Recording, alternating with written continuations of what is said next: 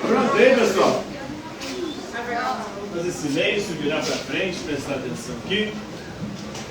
Então, na aula de hoje, vamos falar sobre aquela que é a religião com o maior número de seguidores do planeta, que é o cristianismo.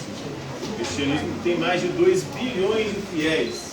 O cristianismo que tem esse nome, essa religião, por conta de seu fundador, Jesus Cristo. Jesus Cristo, que, segundo a Escritura Sagrada, segundo a Bíblia, que é o livro sagrado dos cristãos, seria o Filho de Deus encarnado. Cristo significa ungido, é uma palavra de origem grega, tem o mesmo significado que Messias.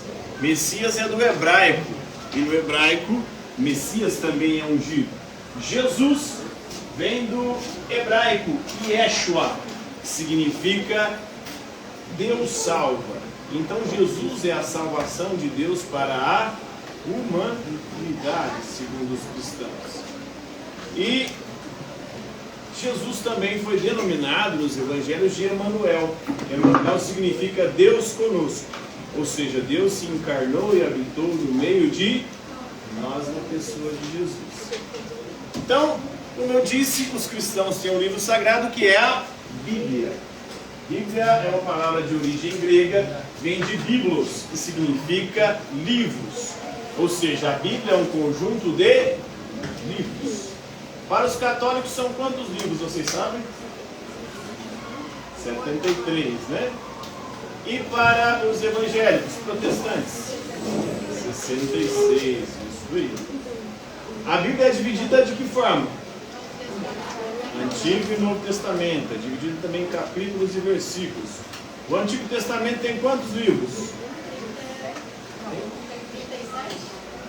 39 para os protestantes, 46 para os católicos.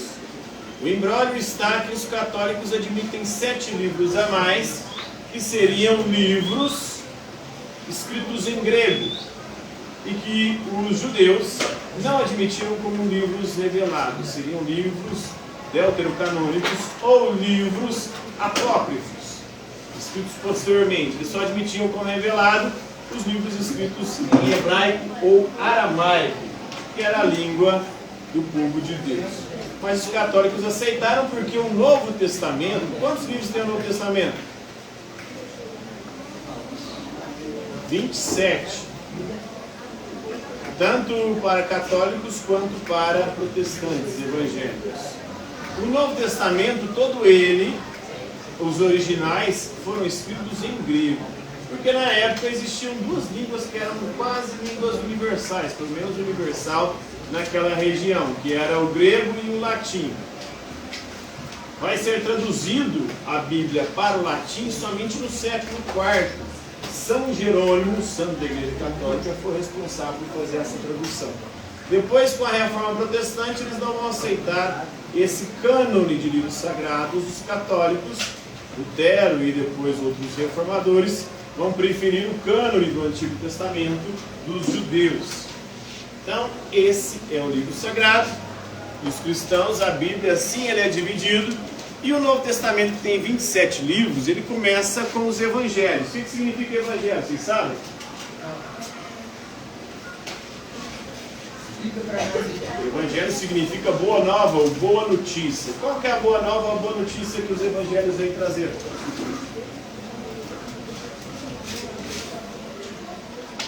A boa nova ou a boa notícia é a boa nova do reino de Deus, da salvação que foi trazida ou traga ao mundo por Jesus Cristo. Então são 4 evangelhos: Mateus, Marcos, Lucas e João. Depois, Atos dos Apóstolos, que teria sido escrito por Lucas, o mesmo autor do evangelho de Lucas. Há controvérsias sobre as autorias dos textos sagrados, mas nós não vamos entrar nisso nessa aula. Os Atos dos Apóstolos relatam a atividade missionária dos apóstolos. Vocês sabem o que significa apóstolo? Apóstolo significa enviado. Então foram aqueles que foram enviados pelo próprio Jesus Cristo para pregar a boa nova, o evangelho a todos os povos. Quantos eram os apóstolos? 12. Um traiu Jesus, qual foi? Judas, aí ele saiu do bando. Segundo a tradição, suicidou. Segundo outros relatos, ele caído num poço e morrido. O poço de uma terra que ele comprou com as moedas que ele ganhou ao vender Jesus para aqueles que queriam matar. E aí, depois do lugar de Judas entrou quem, vocês sabem? Matias. E tem um 14º. Tem um 14º que esse não conheceu Jesus pessoalmente. O critério para ser apóstolo era ser ou ter conhecido Jesus pessoalmente. Inclusive esse é o critério que eles vão usar para substituir o Judas Iscariotes pelo Matias. Mas aí vem um 14º apóstolo, que é o maior escritor do Novo Testamento. Quem escreveu mais livros do Novo Testamento? Jesus Cristo não escreveu nada. Mateus só escreveu o Evangelho, né? João escreveu cartas, o Evangelho de João e o Apocalipse, segundo a tradição. Paulo, né? Paulo não conheceu, eu não escutei, desculpa. Paulo não conheceu Jesus pessoalmente. Paulo, inclusive, era um assassino de cristãos. Ele estava ali, junto com outros que perseguiam os cristãos, ajudou a matar o diácono Estevão, ajudou a matar Tiago. Depois ele estava indo numa perseguição aos cristãos em Damasco. No caminho, ele estava de cavalo. Jesus apareceu para ele e falou: Saulo, Saulo, por que me persegues? E aí ele caiu do cavalo e ficou cego. Escamas desceram sobre os olhos dele. Ele não conseguia enxergar. E nesse processo ali dele se recuperar, ele acabou se convertendo ao cristianismo e se tornou o principal responsável pela propagação do cristianismo pelo mundo, porque ele se tornou um apóstolo dos gentios, dos pagãos, dos povos que eram politeístas, que acreditavam em outros deuses. Paulo aí vai se tornar a figura principal do Novo Testamento. A maior parte dos livros do Novo Testamento, 13 ou 14, se eu não me engano, são de Paulo. Não é só que ele não conheceu pessoalmente Jesus. O apóstolo ele mesmo se denominava de um apóstolo abortivo. E depois ele se denomina de abortivo. Ele é um abortivo porque o critério para ser apóstolo é ser ou ter conhecido Jesus pessoalmente. Como ele não conheceu, mas ele se torna um apóstolo, tinha que dar uma justificativa. Ele disse que a justificativa é porque eu sou um abortivo. Acabei sendo um sujeito que veio posteriormente, saiu de forma prematura. Né? E aí, depois das cartas de Paulo, né, tem os Atos Apóstolos, as cartas de Paulo, as cartas apostólicas e por último o Apocalipse, que teria sido revelado. Apocalipse significa revelação, a palavra em grego. E teria sido revelado ao apóstolo João a ilha de Patmos. Ele recebeu, né, a inspiração divina e escreveu o Apocalipse. É uma revelação não sobre o fim dos tempos, era muito mais para aquela época, mas muitos cristãos interpretam o Apocalipse como o fim dos tempos. Quando ele fala de Babilônia, de 666, ele está se referindo ao imperador romano, ao império romano daquela época. Mas só que ele não podia falar de forma direta, ele teve que usar uma linguagem figurada, porque se ele escrevesse de forma direta, os cristãos que já eram perseguidos seriam ainda mais perseguidos. O Império Romano perseguia e matava cristãos, colocava eles nas arenas, nos coliseus, para serem devorados por animais ferozes. Eles eram crucificados, eram colocados em vias públicas, passavam pinche neles e jogavam fogo para poder iluminar as vias públicas romanas. Então, os cristãos foram muito perseguidos no início do cristianismo. O próprio Paulo teria sido martirizado, foi decapitado, Pedro foi crucificado de cabeça para baixo, segundo a tradição. Hoje nós vamos falar do Evangelho de Lucas aí. Lucas, esse autor que teria sido apóstolo, discípulo de Paulo, lá do capítulo 15, versículo 32. Mais especificamente vamos falar da parábola do filho pródigo. Vocês conhecem essa parábola? Uma das mais famosas, considerada uma das mais belas parábolas de Jesus. Então, seu irmão estava morto, estava perdido e foi achado. É a história de um filho, de um camponês, que resolve sair de casa e pede para o pai sua parte da herança, e depois torna essa herança. Gasta tudo, quando ele se vê, ele estava sem nada, ele ia trabalhar de alimentar os porcos. Os porcos para os judeus eram animais impuros, animais que você não podia nem comer a carne, nem sequer encostar, senão você se tornaria impuro, né? Então Deus busca os perdidos. Essa parábola mostra que a grande preocupação de Deus e do próprio Jesus Cristo são com os excluídos, os marginalizados, os pobres, os pecadores, os fudidos na vida. É esses os preferidos de Jesus. Jesus sempre vai ao encontro deles. Inclusive ele era acusado de andar com prostitutas e pecadores. Aí ele vai falar para aqueles que o acusavam, né? As prostitutas vos precederão no reino dos céus. Ou seja, as putas vão entrar primeiro no reino do céu do que os hipócritas que ficam criticando e questionando aqueles que buscam. O próprio Cristo buscava salvar os pecadores. Ele dizia: o médico veio para os doentes, não foi para quem está sóbrio e são. Então Deus busca os perdidos. Essa parábola teria sido proferida por Jesus entre 27 e 29, na estrada para Jerusalém, enquanto ele caminhava para Jerusalém, antes de ele entrar em Jerusalém, naquela entrada gloriosa, que é chamada ali de Domingo de Ramos, uma semana antes de ele ser martirizado. Ele sofreu a paixão e morte. Então Jesus é o Messias, o ungido, enviado de Deus, é o Filho de Deus, é o próprio Deus encarnado para os cristãos, é um só Deus em três pessoas, Pai, Filho e Espírito Santo, né? Então, Filho de Deus, durante a sua pregação na Galileia, essa pregação é uma delas, um dos sermões da parábola do Filho Pródigo. É uma parábola que tem um camponês, que é o pai, o dono do campo, o dono da terra. Tem um filho pródigo, que é o filho mais novo do camponês, que torra tudo, pega a sua herança e vaza. E tem um irmão mais velho, né? O irmão do filho pródigo, que é o irmão mais velho, que sempre ficou do lado do pai, ajudou no pai, e depois ficou meio que com inveja. Ou ficou puto porque o pai recebe o irmão de volta e não cobra nada do irmão. E aí mostra que Deus, que é a figura desse pai, Deus não é um Deus capitalista, um Deus que contabiliza crédito e débito. Não importa o que você fez de merda na sua vida. Se você se arrepender e voltar para Deus, você sempre será acolhido como se nada tivesse acontecido. Deus não fica lá acreditando: eu trabalhei minha vida inteira na igreja, então tem que ter um lugar melhor no céu. Dois apóstolos tentaram fazer isso com Jesus. Ô Jesus, quem vai sentar à sua direita e quem vai sentar à sua esquerda no reino dos céus? Aí ele falou: se você quiser ser o primeiro, que seja o último. Os últimos serão os primeiros. Então, ele foi presunçoso, gastou tudo, pródigo, torrou, né? E acabou vivendo com os porcos, né? Teve uma fratura curada, então o filho pródigo, como cuidador de porcos, o protagonista cobiça aí a comida dos porcos. Ele chegou numa situação tal de fome e de miséria que ele começou a cogitar comer lavagem, que é a comida dos porcos.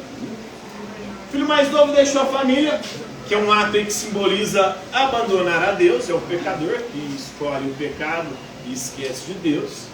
Ele leva uma vida de dissipação, ou seja, gasta tudo que tem, a própria saúde, a própria vitalidade, num comportamento pecaminoso, vivendo de acordo com os pecados. Ele gasta tudo com prostitutas, com frevo, balada, cachaça, né? Essas coisas.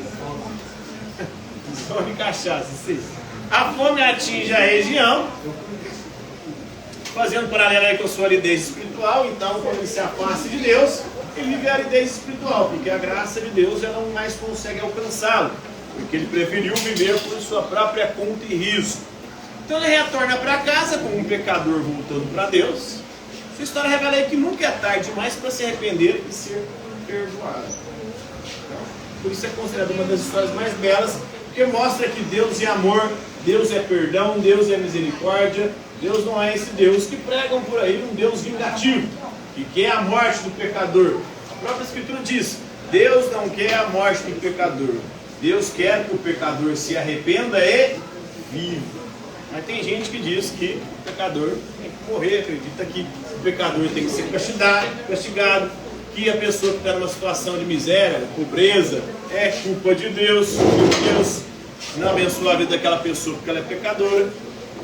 Então essas boas-vindas são consideradas imerecidas pelo irmão mais velho, que fica com inveja, né? Mostra que o irmão mais velho também não era tão santo assim, né? Porque tinha alguns pecados no seu coração. Então faz parte dos 7 pecados capitais. Quais são os 7 pecados capitais, sabe? Soberba, ele tinha soberba, porque ele se achava melhor que o irmão que largou tudo. Avareza, ele queria tudo para ele, não queria dividir com o irmão que gastou tudo. Não, né? Ele está soberba e orgulho é o mesmo, né? Soberba, avareza, que queria tudo para si. Luxúria, o irmão mais novo que cometeu luxúria. O que é luxúria? É viver uma vida pecaminosa sexualmente. É o 7º mandamento lá, não pecar contra a castidade. Não pecar contra a castidade é não fazer sexo antes de ir fora do casamento. Se fizer sexo, né, também, aí entra masturbação, entra atividades e atitudes libidinosas, tudo isso é considerado pecado. Então, essas boas-vindas ele considera merecidas, mas ele também é um pecador, o irmão mais velho. Mesmo que ele nunca tenha abandonado Deus, ou tivesse estado sempre na igreja, né, vamos dizer assim. Então é uma parábola que fala de relações familiares, de herança. Fala de um sujeito que se perdeu, mas que se redimiu, porque voltou para Deus. Então a volta do filho pródigo, a riqueza do pai, contrasta aí com os pés sujos, as roupas rasgadas. O filho volta todo maltrapilho. E a primeira coisa que o pai fala, vem cá, né? Deu um beijo, um abraço nele, colocou um anel no dedo dele, falou, toma um banho, tragam roupas novas, calçados novos para ele, né? Para poder se recompor. Daí ele disse, quantos empregados do meu pai têm comida de sobra? E eu aqui morrendo de fome. Ele queria voltar para ser um empregado. E o pai admitia ele de volta não como empregado, não como alguém menor, mas com alguém com a mesma dignidade do outro irmão que sempre esteve lá. Então, o contexto de Lucas aí é um contexto que ele escreve mais para os pagãos.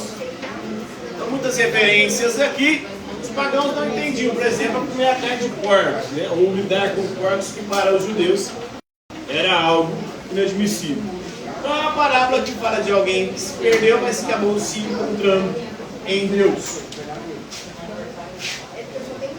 É uma das parábolas, como eu disse aí, um dos trechos da Bíblia considerado dos mais belos, que mostra o amor, a misericórdia e o perdão de Deus. Deus não está contabilizando as suas merdas. Não quer dizer que também ele não está nem aí com elas, né? Mas quer dizer que mesmo se você tiver feito as piores atrocidades, o próprio Paulo era um assassino de cristãos. Se fosse de acordo com a lógica de uma galera hoje aí, bandido bom é bandido morto. Então Paulo tinha que ser morto. O cristianismo nem teria sido tão conhecido, né? Então, essa lógica aí, quem se diz cristão e a defende, precisa ler um pouco mais a Bíblia para poder compreender os textos bíblicos. Deus e Jesus não fala isso em momento algum. Talvez o Deus do Antigo Testamento, que lá era olho por olho, dente por dente. Jesus muda essa lógica. A lógica de Jesus não é olho por olho, dente por dente, como era no Antigo Testamento da lei mosaica. A lógica de Jesus é a lógica do amor, do perdão e da misericórdia. E sempre acreditando que as pessoas podem se converter e se tornar seres humanos melhores. Beleza? Compreenderam? Alguma dúvida? Por hoje é isso aí, galera.